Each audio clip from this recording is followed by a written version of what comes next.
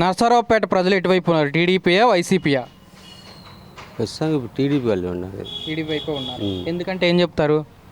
ఎందుకంటే మనకు ఇప్పుడు మామూలుగా ఇంతకుముందు షాదీ అని అమ్మ ఆడపిల్లలకి ఒక ₹1,00,000 ఇచ్చాడు చంద్రబాబు నాయుడు.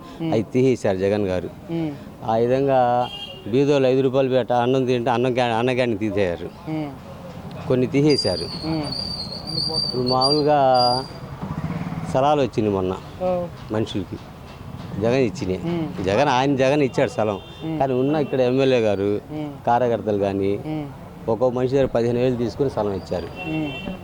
ఏంటంటే కరోనాలో కూడా 15,000 తీసుకున్నారు. ఏంటంటే ఆ డబ్బులు ఇవ్వకపోతే మీకు స్థలం ఇవ్వని బెదిరించారు. జనాలు ఇంకా స్థలం పోయిద్దులని 15,000 ఇచ్చి తీసుకున్నారు.